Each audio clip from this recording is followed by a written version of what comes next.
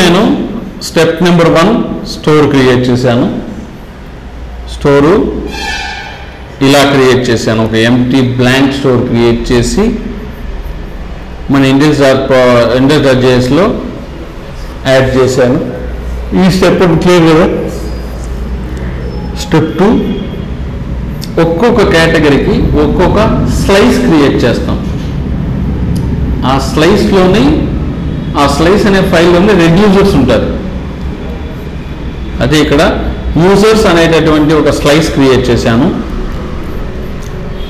దాని name users, initial empty array, reducers అంటే business handle చేయడానికి ఉండే లాజిక్. ఫర్ ఎగ్జాంపుల్ మనకు సూపర్ మార్కెట్ పోతే, ఎలక్ట్రానిక్స్ పోతే అక్కడ ఒక స్టాఫ్ ఉంటారు. ప్రోడక్ట్స్ సేల్ చేసేవాళ్ళు ఒకరు, మీరు రిటర్న్ తీసుకుని పోతే దాన్ని హ్యాండిల్ చేసేవాళ్ళు ఒకరు, రిపేర్ని హ్యాండిల్ చేసేవాళ్ళు ఒకరు, ల్యాప్టాప్ని హ్యాండిల్ చేసేవాళ్ళు ఒకరు, డెస్క్టాప్ని హ్యాండిల్ చేసేవాళ్ళు ఒకరు, మొబైల్ని హ్యాండిల్ చేసేవాళ్ళు ఒకరు. ఒక్కొక్క టీంకి ఒక్కొక్క గ్రూప్ ఉంటుంది. అట్లా రెడ్యూసర్స్ అనేది అలాంటి బిజినెస్ లాజిక్ హ్యాండిల్ చేసేటటువంటి ప్లేస్. యూజర్ని యూజర్ని యాడ్ చేయాలన్నా యాడ్ యూజర్ అనేటటువంటి ఒక ఫంక్షన్ రాయాలి. యూజర్ని డిలీట్ చేయాలన్నా డిలీట్ యూజర్ అనే ఒక ఫంక్షన్ రాయాలి.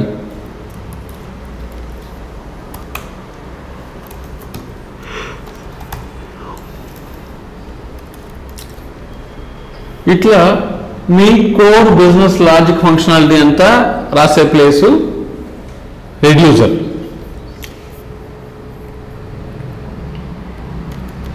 సో ఇలా మనం ఒక స్లైస్ని క్రియేట్ చేసి ఈ స్లైస్ని తీసుకొని పోయి మన స్టోర్లో పెడుతున్నాం.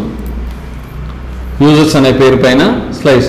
ప్రస్తుతానికి ఈ యూజర్స్ ఈ స్లైస్లోకి వెళ్తే యూజర్స్ యొక్క వాల్యూ ఉంటుంది. ఇక్కడ చూసినామంటే యూజర్స్ యొక్క డిఫాల్ట్ వాల్యూ ఏంటి? ఎంటీ అరే.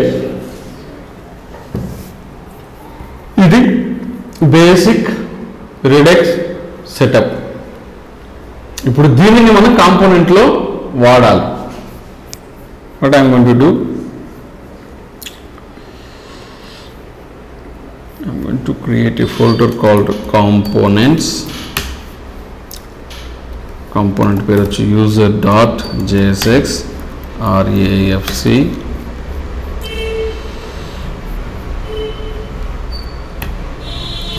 వేరే కదా.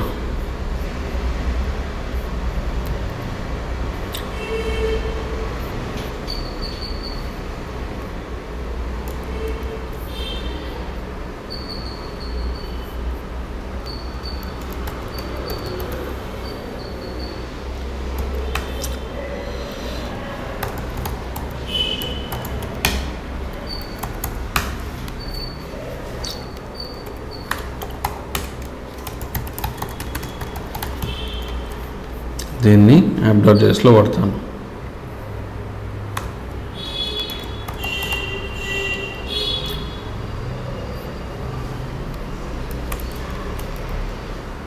ఓకే, ఈ కాంపోనెంట్లో ఆ స్టోర్ని మనం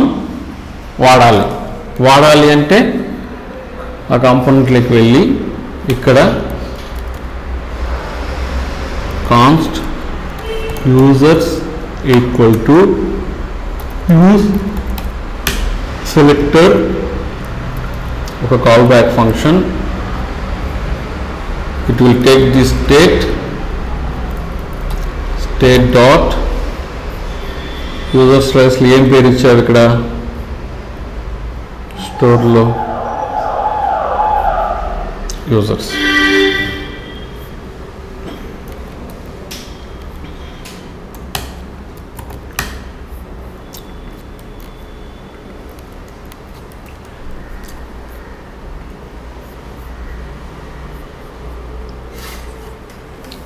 కాంపోనెంట్లో అవైలబుల్ ఉండాలి.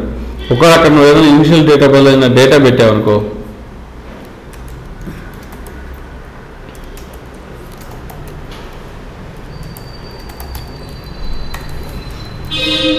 we have the values here. You can display that ul li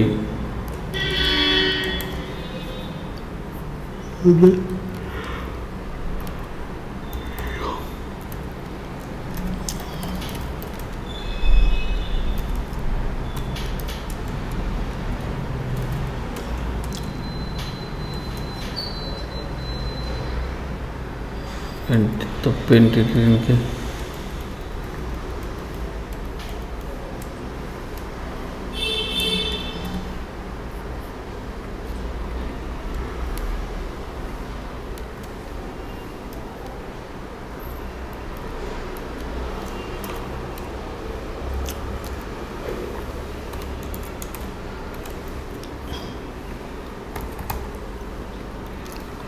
return LI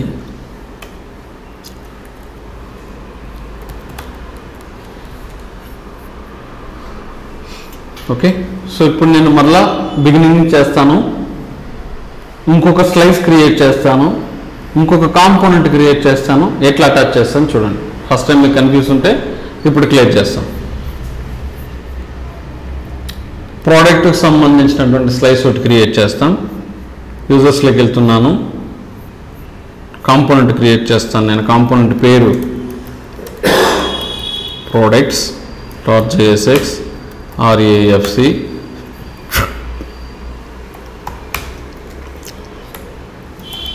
welcome to products. go to app.js. దీని కింద ఒక హారిజాంటల్ లైన్ ఇచ్చింది.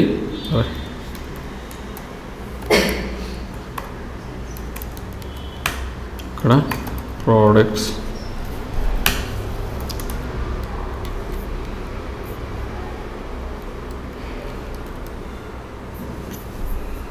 సో ఇక్కడ ప్రోడక్ట్స్ వచ్చింది. ప్రోడక్ట్స్ కాంపోనెంట్ మాత్రమే క్రియేట్ చేశాను. ఇప్పుడు ప్రోడక్ట్కి సంబంధించినటువంటి స్లైసు, ప్రోడక్ట్కి సంబంధించినటువంటి రెడ్యూసరు క్రియేట్ చేయాలి. ఎలా చేయాలి? రెడెక్స్లోకి వెళ్ళి దాని పేరు నేను products.js అని పెడుతున్నాను. సారీ, JSX కాదు, JS.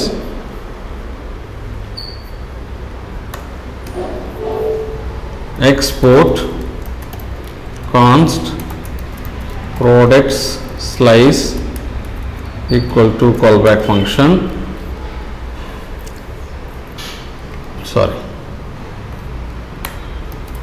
create slice. దీని యొక్క పేరు ఇవ్వాలి. ఫస్ట్ ప్రోడక్ట్స్ అని, ఇనిషియల్గా ఏమైనా ప్రోడక్ట్ కావాలన్నా అని చెప్పి ఇనిషియల్ స్టేట్ product 1, product 2, ఒకటి product 3, then reducers. ఇంతే స్లైస్ కావాల్సినటువంటి మ్యాండేటరీ.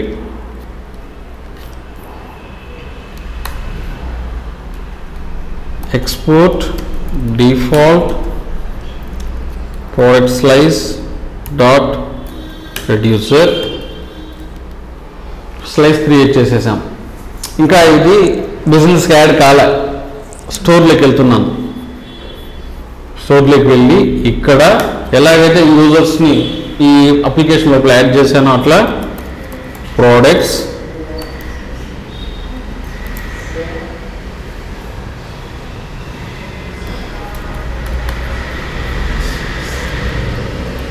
ఇది ఇక్కడ ఆటో ఇంపోర్ట్ కాదు,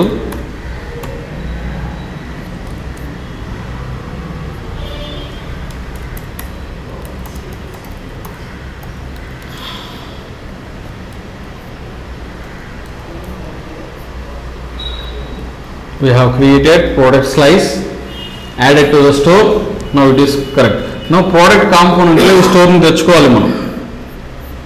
I am going to the products again. const products equal to use selector callback function. It will take the state dot products.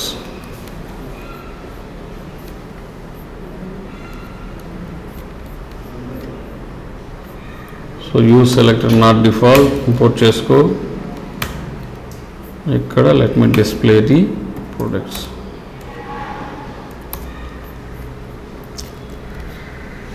products dot map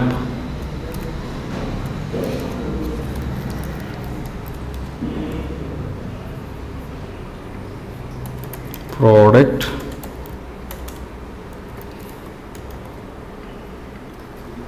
return li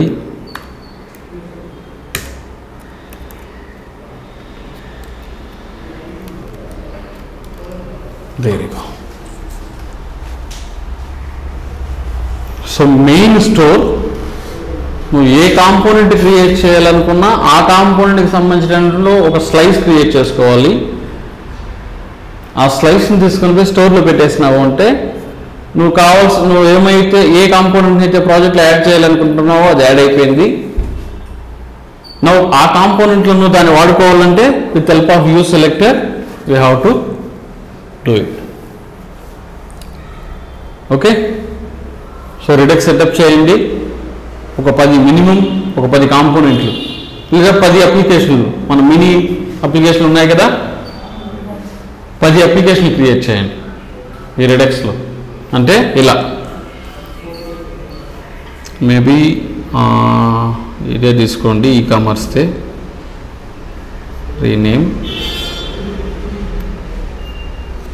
copy this, come to our users, store ఎక్కడుంది,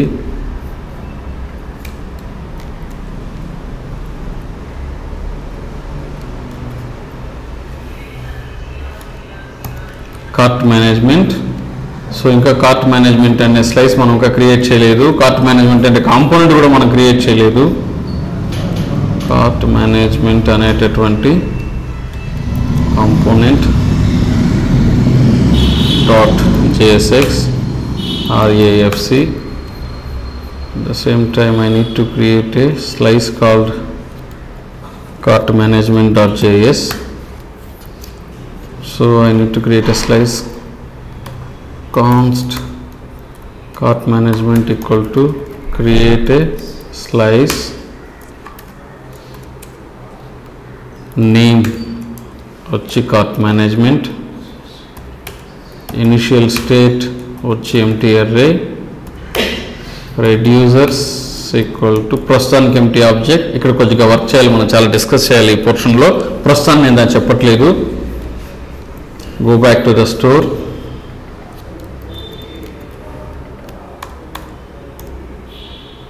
So cart management, copy this cart management,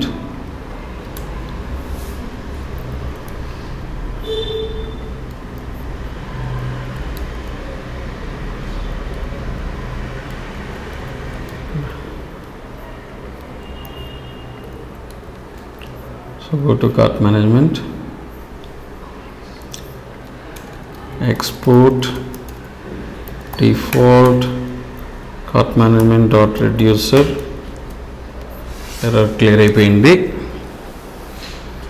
so slice create చేసేసాను, స్లైస్ని స్టోర్లో add చేసేసాను. ఇప్పుడు కాంపోనెంట్లో నేను దాన్ని use చేయాలి అంటే const cart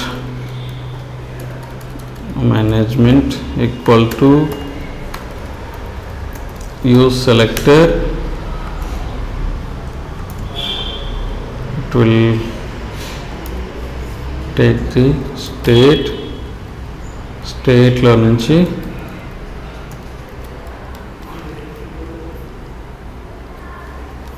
so if you see console.log,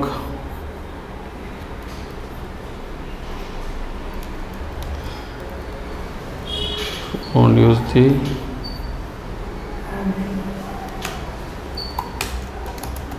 welcome to cart.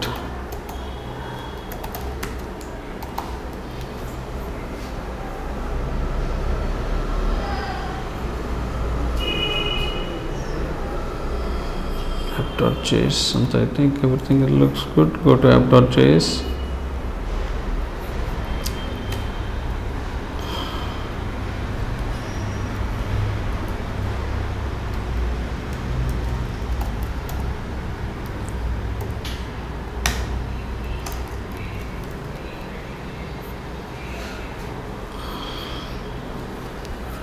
there you go.